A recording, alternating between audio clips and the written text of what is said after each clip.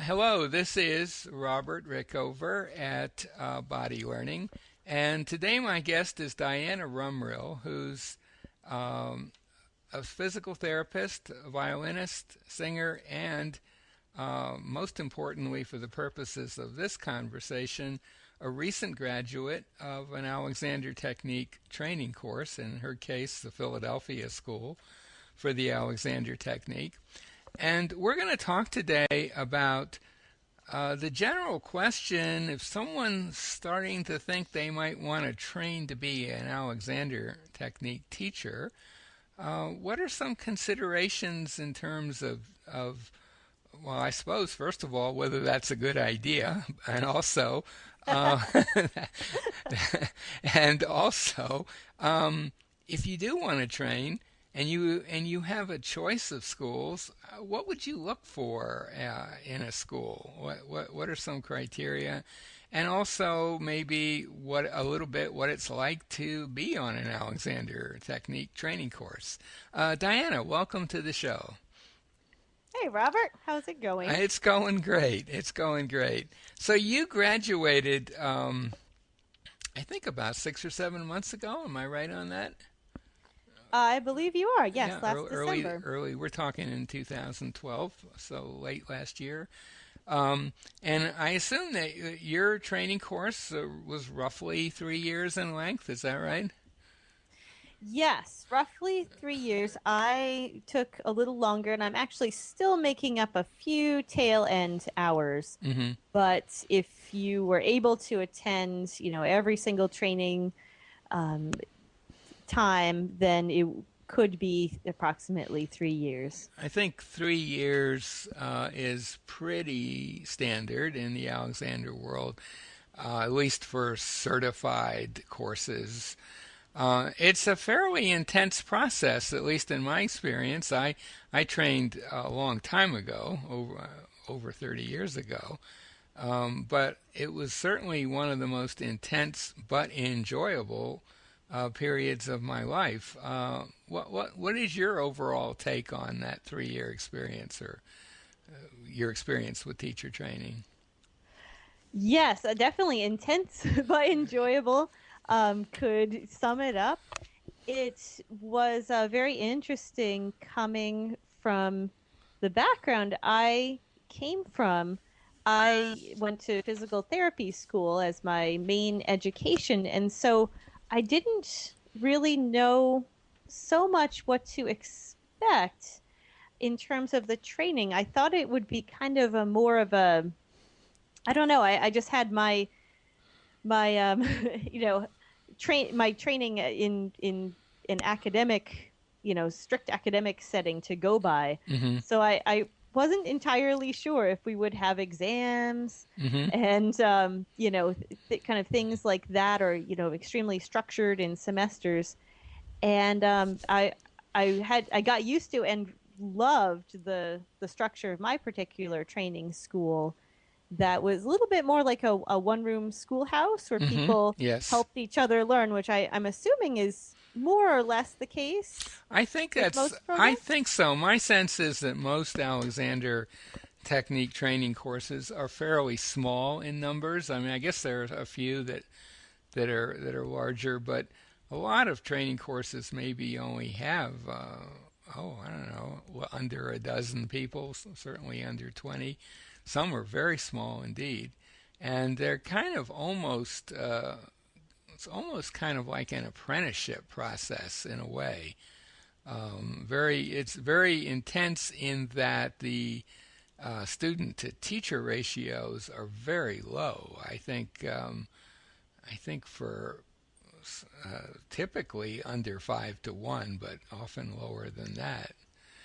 So it's not like I can well imagine it bears very little relation to physical therapy school with Right, 40 to exam. 1. Yeah, and with exams and so on. I mean, it doesn't tend to have that kind of academic structure. It's there may be parts of it where you're learning anatomy and so on. There's some elements of that, but a lot of it is really kind of hanging out with senior teachers and absorbing from them the basis of the work. Would you agree with that description? I just made that up just now. Yeah, no, I would. And it's so experiential, of course. Hmm. You can vouch for this, but that was another interesting, thing to come from a very academic sort of paradigm where you can cram for a test. Right. And you might be good at cramming for tests, for example, and it's there's nothing like that. There's no faking it. You have to really do the work for yourself and experience the work in your own body at your own rate, and your own ways. And it's good however you do it. And that was wonderful and so refreshing to encounter that, but just different than my only paradigm I really had of learning. Hmm. Hmm. Yeah, I remember when I first started the training course in London. It was a fairly new course at that time. And in the little brochure that came with the course, there was some allusion to continuous assessment, that every semester you'd kind of be you would be told how you're doing. So the first semester went by and no one said anything to me, and I thought, well, maybe it'll take a couple of semesters for them to figure it out. And never once was because that kind of isn't really the way Alexander Technique training courses work, which doesn't mean that they're not intense and, in their own way, quite rigorous. Oh yes, I think Very it's more rigorous, rigorous but in some ways. Yeah. more rigorous, but it's a kind of rigor that doesn't lend itself, as you say, to exams or that sort of thing, writing papers. Um, it is a much more free flowing atmosphere typically, and I can speak from my experience in London back in the late 70s and 80s. I loved every minute of it. I thought it was the most amazing thing to show up every morning and be hanging out in this Alexander world for 3 hours, um, asking questions, discussing things, working with each other. It was just a wonderful, wonderful experience. Oh, I definitely. I do think some people who've had Alexander lessons and are intrigued by it and drawn to it, make a decision to attend a training course as a way of getting more work for themselves, more than even the thought that they're going to end up teaching at the end of it. I've seen that quite often. And I guess it's fair to say that a significant percentage of people who graduate from training courses don't ever actually end up doing much teaching, which is kind of interesting. I don't know whether you've noticed that or not. I have. I think it's interesting.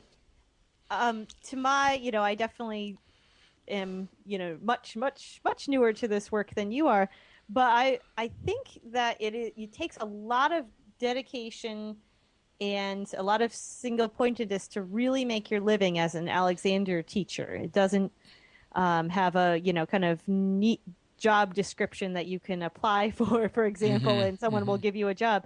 So I think it combines well with a lot of different disciplines, Hmm. but it can be a challenge if your plan is to simply make 100% of your living from your Alexander teaching. Definitely lots of people do it, but I think that might be part of it as Yeah, well. it's not likely, unless you're in an unusual situation, to just come to you, that kind of living. I mean, sometimes you have people who are on a training course who, for example, are on the faculty of a university, and when they graduate, they can just segue right into teaching Alexander at the university. But that's not the typical path. I mean, usually it's people who, if they're going to end up teaching, have to kind of create their own market.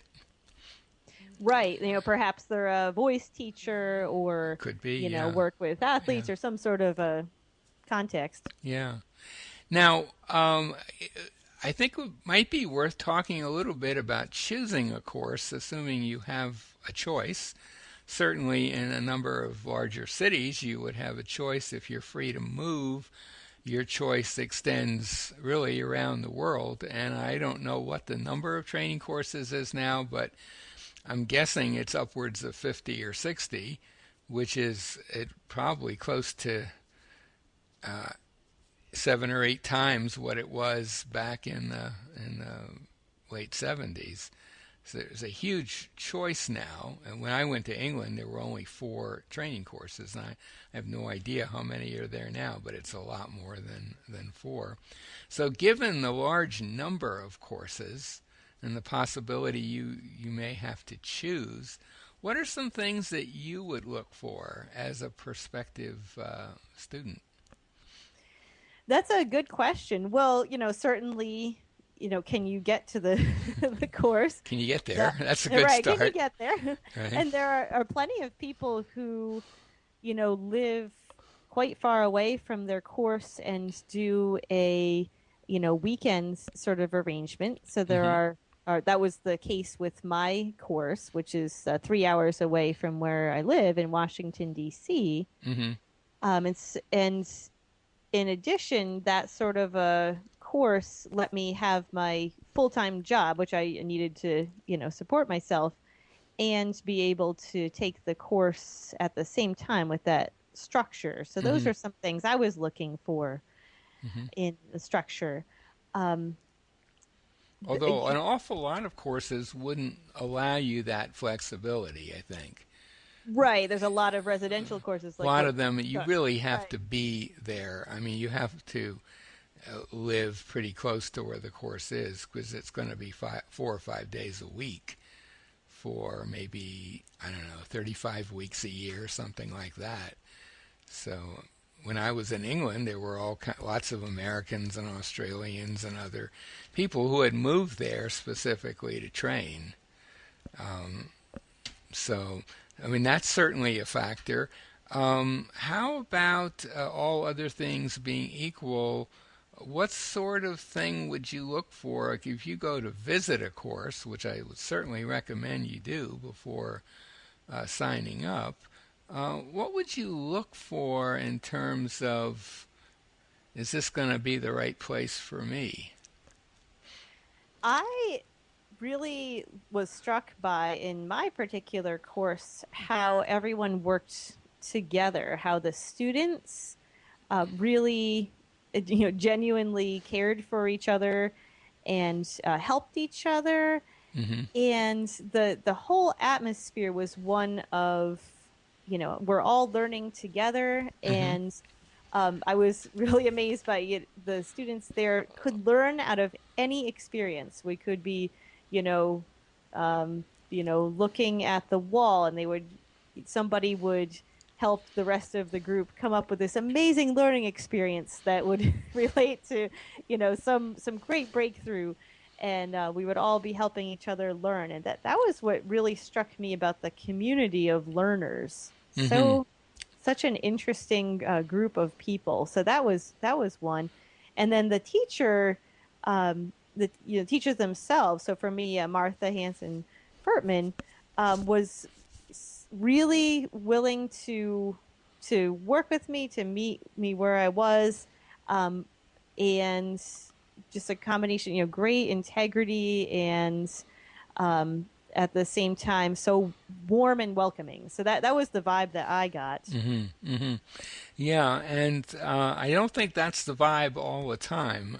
Certainly not back in when I went to England to check out the training courses. That was not the vibe everywhere at all. In fact, it was a pretty.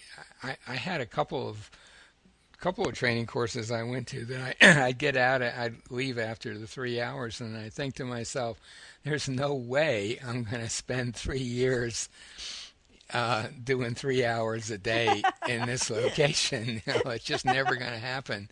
And fortunately, there was a course where it was kind of like the way you described, very free flowing, very friendly, helpful. You really got a sense that everyone was there to learn, but there was no stuffiness about it at all. It seemed like kind of a fun place to be for 3 years, and it definitely was.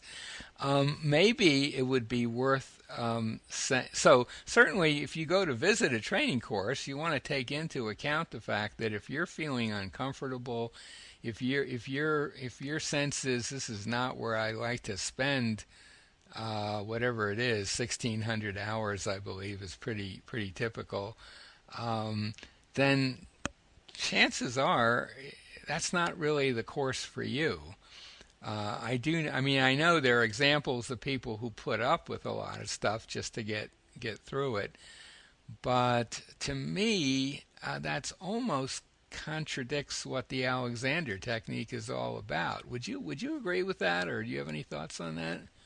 Yeah, I personally would agree with it. I mean, I know everyone's different in their learning styles, and some people maybe like a more severe atmosphere, and they like that kind of delineated structure, and we're not here to, to necessarily be each other's friends, or Right. um, I think some people do genuinely sort of like an element of that, but I Mm-hmm. knew Mm-hmm.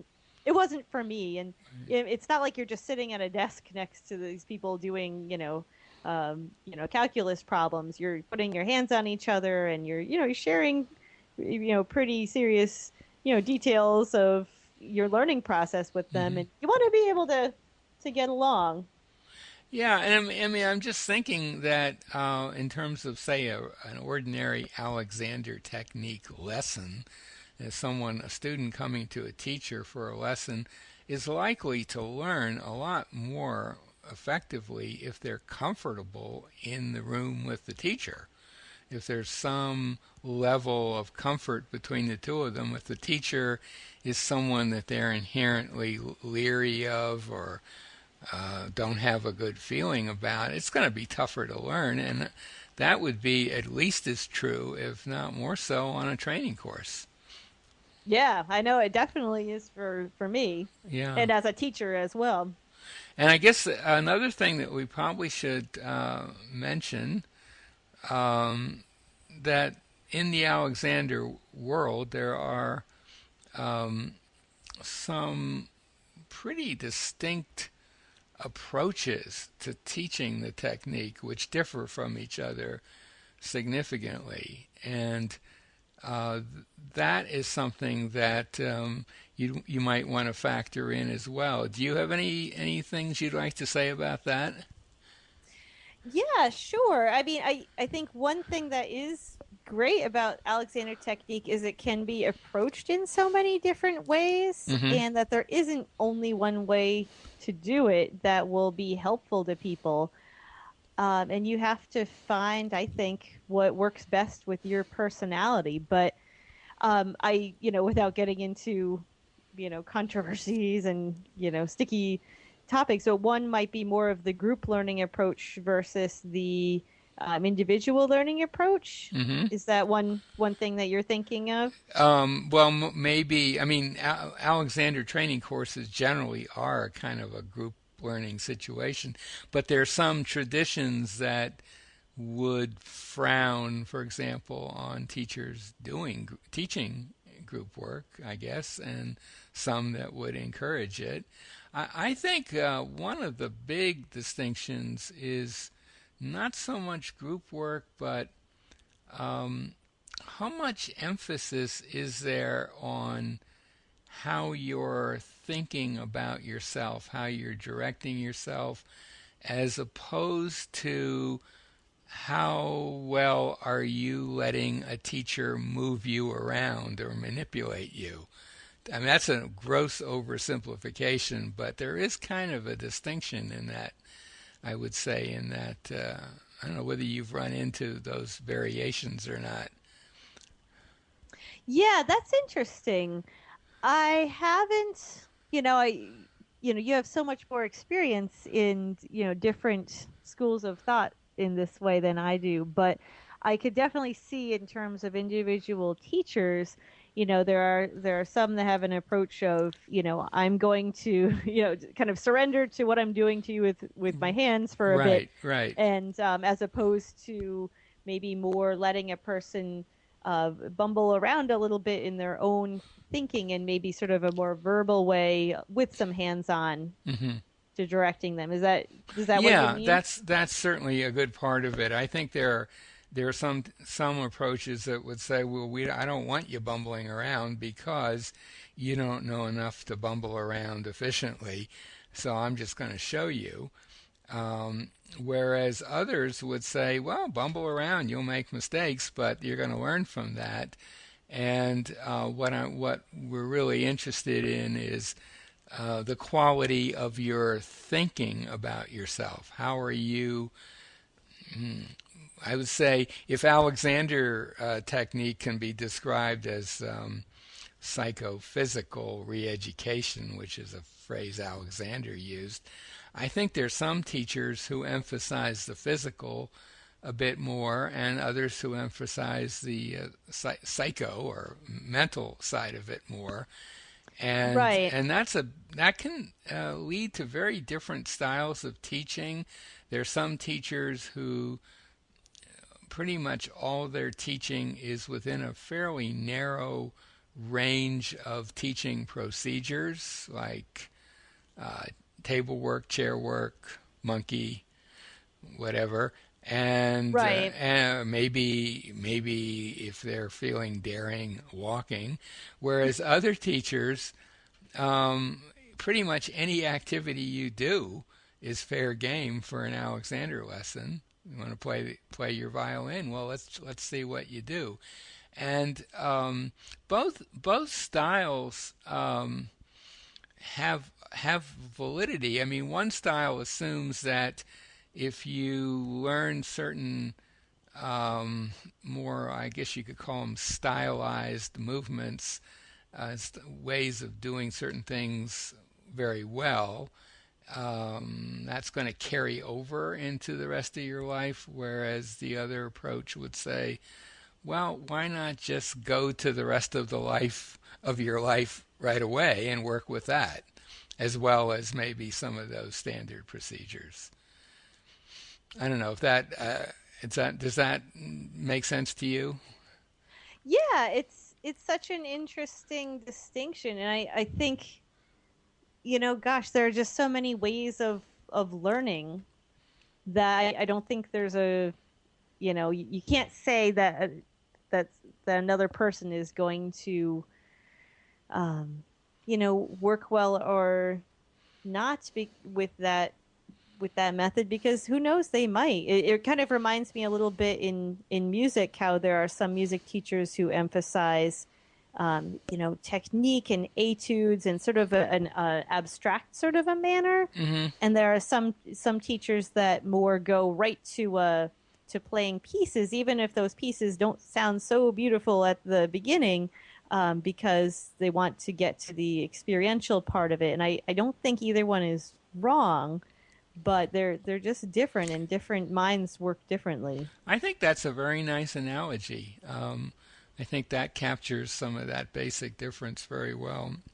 I mean, from in my own case, my the main teaching influence on me was a woman named Marge Barstow, who was very much in the second category. Let's just work with you where you are right now, and very interested in how you were thinking. She didn't want you to be lazy in your thinking.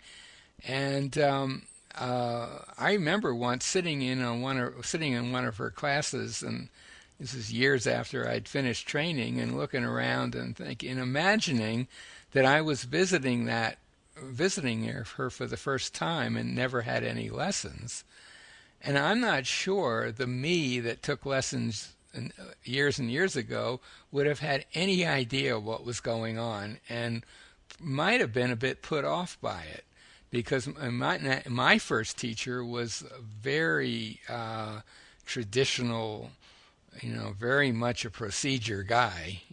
He was very much in that mode. And he had great hands, and a lot of people who studied with him went on to become teachers, and yet the way he taught is nothing like the way I would teach today. So as you say, there's a huge range, and I think getting back to the teacher training course question, you do have to ask yourself a little bit, how much is it going to matter? Like you might find the course that you like the feel of, but the style of teaching maybe you're a little dubious about. You got to kind of weigh how important that is versus, being able to enjoy yourself for 3 years. So, Right. Maybe go and ask questions of the other students and, you absolutely. know, know that you can. Preferably out of earshot of the teachers. Yes, Get the real exactly. get the real story on it. And I would say if you're thinking of moving somewhere, if you can spend a week or so, a lot of training courses will let people hang out for a period of time. And I think that would be the ideal way to get a sense of whether this is going to be right for you. So Definitely. anything else any other advice we want to impart to someone who I should say I am always getting calls and emails from people who want to know how to train to be a teacher, and it turns out that they've never had a lesson, and I'm always kind of amazed at that, because I can't really imagine someone being on a teacher training course who didn't know something about the technique originally. Would you agree with that? Well, it's interesting. Yeah, I I don't know what it is, but I didn't have a lot of experience with taking lessons.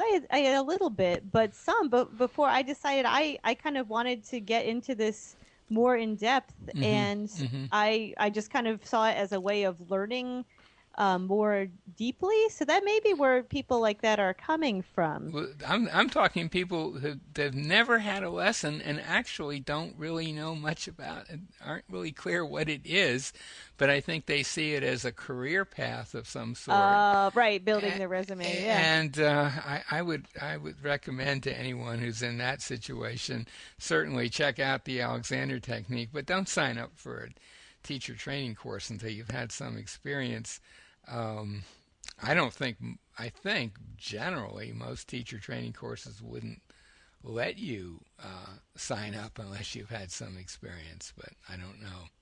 Right. I don't think you'd be very happy if you were simply there as a resume builder. Yeah. It's so personal and so life changing that really, you need to yeah, get into it more in depth first before making that sort of a decision. Plus, as a practical matter, if you want to build your resume in order to further your career, I don't think getting an Alexander Technique teaching certificate is really the best way to go about doing that for 3 years. You'd be better off going to business school or something like that, Right.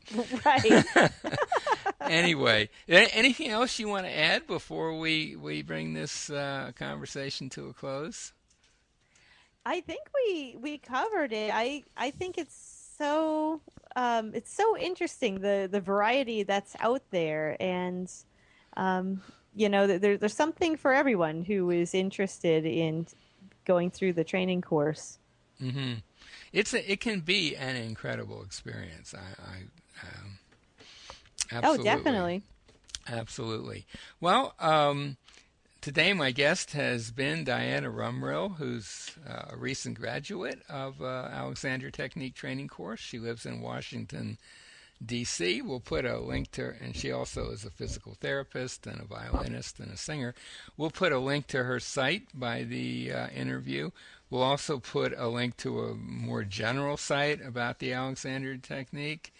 And I'll put a link to a site which will tell you how to find an Alexander Technique training course. As I said earlier, there are quite a few now around the world, and a lot of them have websites, and you can check them out online. Diana, thanks so much for being on the show. Thank you so much, Robert.